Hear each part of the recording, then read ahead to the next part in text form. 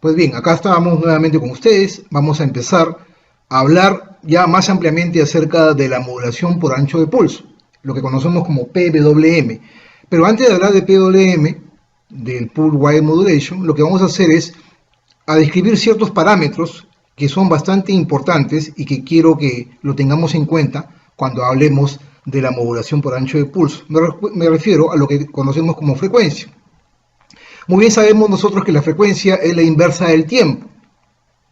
Para ello vamos a hacer uso de este pequeño cuadro que tiene que ver con la modulación por ancho de pulso, pero vamos a centrarnos básicamente en esta señal de onda cuadrada, o este tren de pulsos de onda cuadrada, en donde tiene un valor mínimo de 0 voltios y un valor máximo de 5 voltios. Y vamos a entender un poco lo que conocemos como frecuencia, qué es la frecuencia, qué son los ciclos por segundos, qué son los hertz, y después vamos a hablar obviamente de lo que es el tiempo o la inversa de la frecuencia. Para ello, la frecuencia la vamos a definir como la cantidad de ciclos por segundo que existe en una onda senoidal o en una onda cuadrada que utilizamos ampliamente en electrónica digital. Para este caso vamos a hablar de la onda cuadrada o el tren de pulsos. La frecuencia está expresada en ciclos por segundo, es decir, un ciclo para este cuadro, para esta imagen, vendría a ser un pulso positivo y su caída con su pulso negativo, es decir, una subida, una bajada, y se mantiene a un cierto tiempo y luego empieza a subir, cae y nuevamente continúa el ciclo. Es decir, un ciclo vendría a ser una parte positiva y una parte negativa. Esto se conoce como un ciclo. Acá existe otro ciclo, acá hay otro ciclo y así, ¿no?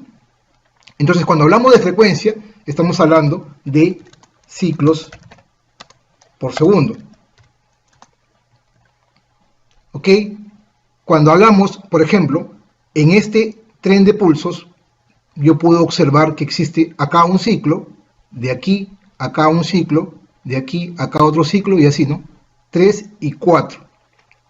Es decir, 1, 2, 3 y 4. Yo puedo observar 4 ciclos. Si a estos 4 ciclos yo indico que entre este punto inicial y este otro punto final existe un segundo, puedo yo indicar o decir que tengo una frecuencia de 4 Hz. Es decir, 4 ciclos en un segundo. Suponiendo, acá tengo un ciclo, acá tengo otro y acá tengo otro. Tengo 4 ciclos en un tiempo t, desde este punto hasta otro punto, en un tiempo de un segundo. Es decir, tengo 4 Hz o 4 ciclos por segundo. Eso es lo que se conoce como frecuencia. ¿Ok? Entonces, podemos decir lo mismo de esta otra manera, ¿no? Si tengo una frecuencia de 100 kHz, ya hablando en términos reales, 100 kHz, puedo decir que 100 kHz es igual a 100.000 Hz. ¿No? 100.000 Hz o 100.000 ciclos por segundo. Es decir, en un segundo van a haber 100.000 periodos o ciclos por segundo. A este tiempo de cada ciclo, es decir, al tiempo que empieza aquí y termina acá, de cada ciclo se le conoce como periodo o el tiempo. ¿Ok? Entonces, yo puedo indicar, o puedo decir para mi ejemplo, para mi segundo ejemplo, si yo tengo una frecuencia de 100 kHz, estoy hablando de 100.000 Hz. Si yo tengo el valor de la frecuencia, yo puedo calcular el tiempo que dura cada ciclo, es decir, el tiempo del periodo de cada ciclo. Para ello, hago uso de la fórmula frecuencia es igual a 1 sobre t, es decir, la frecuencia siempre es la inversa del tiempo. Por lo tanto, t es igual a 1 sobre 100.000. ¿Por qué? Porque si yo tengo la frecuencia, puedo obtener el tiempo, o viceversa, si yo tengo el tiempo, puedo obtener la frecuencia. La frecuencia es la inversa del tiempo y asimismo puedo indicar que el tiempo es la inversa de la frecuencia. ¿Ok? Entonces, si yo tengo una frecuencia, para nuestro ejemplo, de 100.000 Hz, ¿no? 100.000 Hz, yo puedo, con esta frecuencia, puedo calcular el tiempo que dura cada ciclo de esa frecuencia o de este tren de pulsos. Para ello, divido 1 entre 100.000 ciclos por segundo y obtengo 0.0001 segundos, ¿no? Segundos, ¿no? Y dividiéndolo, obviamente esto, convirtiéndolo, puedo convertirlo a 10 microsegundos, ¿no? 10 microsegundos, ¿por qué? Porque acá hay, hasta acá tengo milisegundos y 0. Y aquí le agrego un 0 más y obtengo los 10 microsegundos. Es decir, a una frecuencia de 100 kHz o 100.000 ciclos por segundo, ¿no? Yo puedo obtener o saber que cada ciclo demora aproximadamente 10 microsegundos. Eso es lo importante de las matemáticas y de conocer las fórmulas. Es decir, un periodo de 10 microsegundos equivale a una frecuencia de 100.000 kHz, ¿no? 100.000 kHz o 100 kHz, ¿no? ¿Ok? Entonces cada ciclo, como digo acá, cada ciclo es igual a 10 microsegundos, que vendría a ser el periodo. ¿Ok? Lo que quiero dar a entender que si tenemos esta frecuencia, supongamos que esta frecuencia es 100.000 kHz, yo puedo conocer a través de esta fórmula, con esta fórmula, puedo conocer que el tiempo que dura cada ciclo es aproximadamente 10 microsegundos. 10 microsegundos vendría a ser el tamaño o el tiempo que tarda en subir y bajar la señal, en este caso el tren de pulsos. Es decir, de aquí hasta acá hay 10 microsegundos. A eso me refiero. ¿Ok? Esa es básicamente la teoría de la frecuencia que quería introducirlos a ustedes para esta parte del video. Y ahora vamos a hablar básicamente de la modulación por ancho de pulso. ¿Qué es la modulación por ancho de pulso o el Pulse Width Modulation? La modulación por ancho de pulso nos va a permitir poder controlar la carga o la intensidad o potencia o energía que podemos entregar a una carga. Si nosotros lo que queremos hacer es encender una válvula o una lámpara de 220 voltios, podemos, o incluso de 12 voltios, podemos fácilmente hacerlo o reducir la intensidad de esa luz que podemos emitir en esta lámpara. Podemos hacerlo a través de una resistencia, pero vamos a perder obviamente energía, porque esa energía que va a controlar la resistencia va a calentar esta y va a producir de que se pierda calor por temperatura en esta resistencia y obviamente no sea muy ideal. Sin embargo, eso puede trabajar de esa manera. Sin embargo, en un LED no podemos hacer esto. Para poder hacer un circuito con dimming o de desvanecimiento, es decir, hacer que el LED se encienda y se apague paulatinamente, o sea, se encienda en cero, empieza en cero y comienza a subir de intensidad y luego llega a un valor máximo y el LED nuevamente se vuelve a apagar lentamente de valor máximo a valor mínimo. No podemos hacer uso de una resistencia en serie con el LED. Es decir, no podemos controlar la corriente de este LED que puede trabajar a 20 miliamperios, no podemos controlarla porque no vamos a poder tener un control exacto de la intensidad luminosa de este LED a través de una resistencia variable, como es en caso de una válvula o de una lámpara, ¿no? O incluso un motor. A un motor nosotros le podemos poner una resistencia en serie y podemos poder reducir su velocidad, ¿no? Pero desperdiciamos energía por temperatura en la resistencia. Entonces, para ello es justamente que hacemos uso de la modulación por ancho de pulso, el Pulse Width Modulation, para poder controlar la intensidad de la luz en lo que llamamos en poder encender o apagar el LED. Si queremos hacer de que el LED comience a encender paulatinamente desde cero, en un valor mínimo, un valor medio, un valor máximo, se quede encendido y luego comience a apagarse nuevamente, lentamente, hay que hacer uso ya no de un control por corriente, sino hacer uso de un control por ancho de pulso. Este ancho de pulso es lo que determina justamente la intensidad que le vamos a dar al LED. Entonces, la modulación por ancho de pulso, en la modulación por ancho de pulso lo que hacemos es justamente, vamos a variar el ancho del pulso durante el tiempo en que la señal está en un estado alto, como vemos acá. Cae la señal y luego nuevamente a una misma frecuencia. Lo importante de la modulación de ancho de pulso es que nosotros vamos a mantener siempre la frecuencia a un mismo valor. Esta frecuencia, o sea, la cantidad de ciclos por segundo, que lo he explicado antes, no va a variar, va a ser siempre estable. Lo que vamos a hacer es cambiar el ancho del pulso para entregar la energía que necesita el LED y que se empiece a encender desde un punto mínimo a un punto máximo. Y si queremos hacerlo inverso, es decir, apagarlo, vamos a ir desde un punto máximo a un punto mínimo.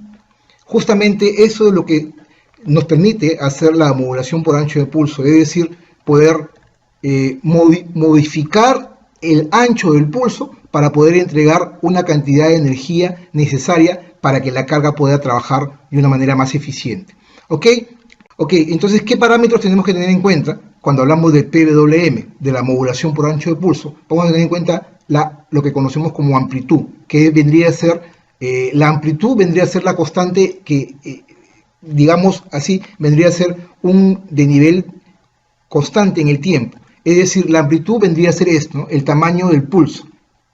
Y está determinado justamente por la cantidad de energía con que alimentamos a nuestro circuito. Si hablamos de Arduino, nosotros sabemos que Arduino trabaja con 5 voltios. Si hablamos de algún microcontrolador como los PIC, muchos de ellos trabajan con 5 voltios y obviamente este voltaje o el tamaño o la amplitud del pulso se debe mantener constante. Es decir, si hablamos de la amplitud, estamos hablando de voltaje de VCC o el voltaje de alimentación que debe mantenerse constante, en este caso de 5 voltios. ¿Ok? Cuando hablamos de la frecuencia, es otro parámetro que tener en cuenta, es configurada una vez y no es cambiada. Es decir, la frecuencia, cuando hablamos de la modulación por ancho de pulso, debemos mantenerla constante. Es decir, si trabajamos a 4 Hz o 4 ciclos por segundo, como en el ejemplo que le hemos visto al inicio, esa frecuencia no debe variar en el tiempo, tiene que ser constante. Lo que vamos a modificar es el ancho del pulso. Y el parámetro más importante de la modulación por ancho de pulso es lo que se conoce como duty cycle o el ciclo de trabajo. Justamente el ciclo de trabajo es lo que va a determinar la modulación por ancho de pulso. ¿Y qué es el duty cycle o ciclo de trabajo? Es lo que controla la cantidad de potencia proveída o entregada a la carga. Justamente, si yo modifico el ciclo de trabajo, lo que vamos a hacer es darle menor o mayor energía a la carga y por lo tanto el motor que vamos a controlar va a empezar a girar más rápido, o la carga que vamos a controlar, que podría ser un LED o un conjunto de LEDs, que lo vamos a ver luego en otros videos cuando hagamos la lámpara por dimming electrónica a través de una resistencia variable pero controlada por Arduino. Vamos a saber de que los LEDs en conjunto, una gran cantidad de LEDs, se van a empezar a encender lentamente en función al movimiento de una resistencia variable, pero controlada por una modulación por ancho de pulso. Es decir, en la medida que yo amplíe el ancho de pulso, voy entregándole más energía a la carga y por lo tanto el motor va a girar más rápido o el LED se va a encender de una manera más intensa, ¿no? Que no podemos hacerlo obviamente con una resistencia en serie, porque la resistencia en serie, como le vuelvo a repetir, va a traer estados espurios a nivel de la corriente y va a hacer que el LED o el brillo del LED no sea uniforme como lo es cuando hacemos uso de la modulación por ancho de pulso, que lo vamos a ver luego. Entonces, cuando hablamos del duty cycle, estamos hablando del ciclo de trabajo, en este caso de la modulación por ancho de pulso, de manera tal de que podamos controlar la cantidad de potencia proveída y entregada a la carga.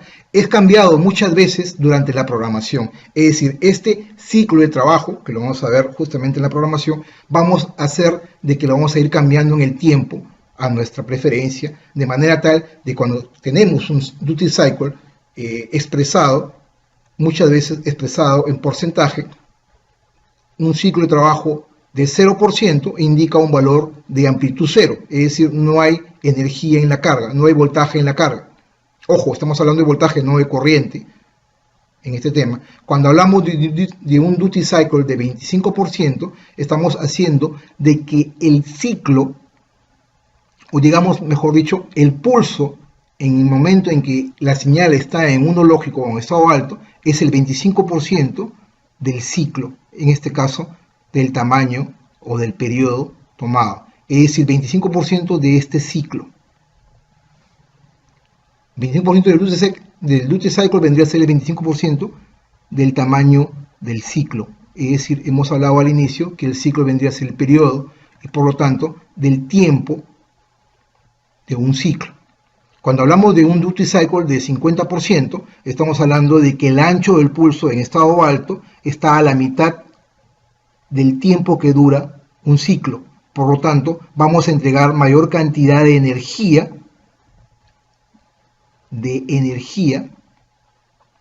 hacia la carga, que puede ser un motor o un diodo para controlar, en este caso, la intensidad luminosa del LED o de un conjunto de LED. Cuando hablamos de un 75% del duty cycle, estamos hablando de que el 75% del tiempo en estado alto del ciclo de trabajo va a estar en estado alto, digámoslo así. Por lo tanto, va a haber mayor cantidad de energía entregada a la carga. Y cuando hablamos del 100%, estamos hablando de que estamos tomando todo el ciclo, y obviamente si se repite el 100% en un estado de tiempo, toda la señal va a estar en un estado alto. Por lo tanto, aquí estamos entregando la máxima energía al LED, y el LED se va a encender a máxima carga, ¿no? A máxima intensidad luminosa, digámoslo así. Acá no, acá la señal está en 0 voltios, en 0% está en 0 voltios, acá comienza a encenderse a un 25%, una intensidad poca o pequeña, en un 50% está a una mitad. Este obviamente es un ejemplo, el 5% es mayor y al 100% estamos a plena carga y estamos haciendo de que el LED se encienda a una máxima intensidad luminosa. Esto es justamente el duty cycle, que es el ciclo de trabajo realizado o que se hace uso en la modulación por ancho de pulso. Entonces aquí hablamos de un analog write. El analog write lo vamos a ver luego cuando programemos en Arduino, que es la siguiente parte del video, aquí en unos minutos nada más, y obviamente tiene unos ciertos valores que hacen referencia a los porcentajes que lo vamos a ver luego. Entonces, después de haber definido el PWM, podemos ya tener conocimiento de causa para poder entender los porcentajes en duty cycle, ¿no? Cuando hablamos de un duty cycle del 60%, para nuestro ejemplo, si yo digo que el duty cycle está por acá a un 60%, o sea, no aquí a la mitad, sino más o menos por acá, el pulso llega más o menos por acá, acá cae, y luego continúa, luego sube, y más o menos a un 60% acá más o menos cae, y luego continúa. Estamos diciendo que un duty cycle de 60%, la salida estará en alto, o en estado high, el 60% del periodo o del tiempo, lo que les hablaba. Es decir, va a estar el 60% de este periodo o el tiempo que dura un ciclo. Recuerden que el ciclo vendría a ser el periodo o tiempo vendría a ser el tiempo que dura un ciclo.